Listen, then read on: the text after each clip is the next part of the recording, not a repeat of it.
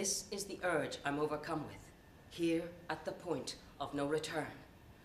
Which point I pass right there and then, in opening the door, descending in a crouch, seeing Helen naked on a couch, too drunk to fight as the cronies pull her legs apart, and Celine moves in between them, sharpened broomstick at the ready. Well, I've known Mark's work since the very beginning, and I've been a fan of his work. And actually, we had talked together about writing, you know, a piece that I would work with on with him, and Terminus was actually one of the ideas that we had talked about. I hear then see those fuckheads from before doing skids in a car.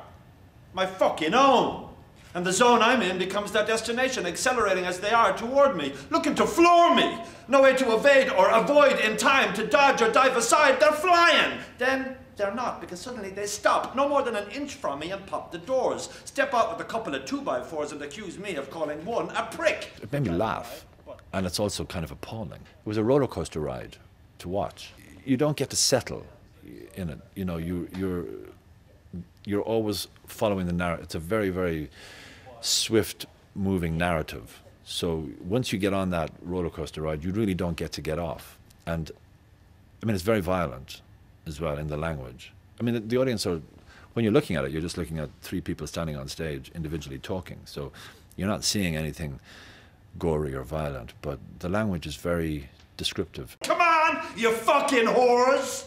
Then as they begin to move in, I spin and dip and spin again and whip my blade from my trousers, cut a swathe through these losers. I feel the play is much less about characters and story than it is about each moment to moment, the musicality, the rhythm. It's like a very extended poem. So it's each way. It's like surfing. So you get onto this surfboard and you're going on the wave of the story, but it's not really the story necessarily that's carrying you. It's the language.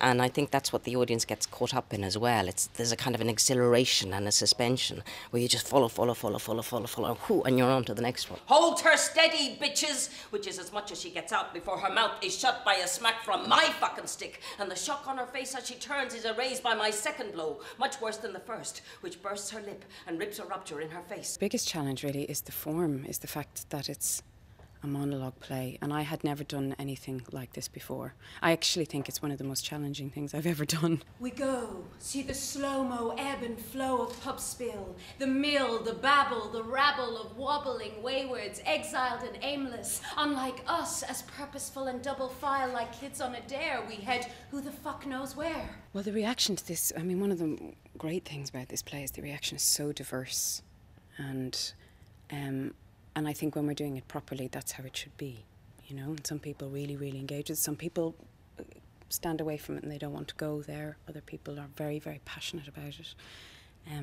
And I think when we're doing it right, that's how it should be. So shaking my head to clear it a little, I demonstrate my fettle in dismissing any hint of misgiving and going. One rung after another, adrenaline flowing. I never falter till I'm in the control box and Andy locks me in his embrace, which reddens my face.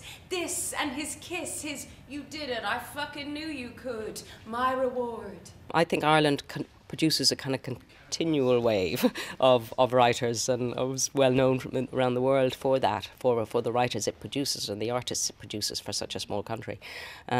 So I don't necessarily see him as part of a wave, but I think what he very consciously set out to do was that he felt that a lot of Irish culture is kind of recognisable by its Irishness, by its rural context, and you know, the John Millington Sing or the Martin McDonagh, who, you know, and all that kind of stuff. And he very much, I think, wanted to present a kind of an urban landscape, which is very much the landscape that he's come from.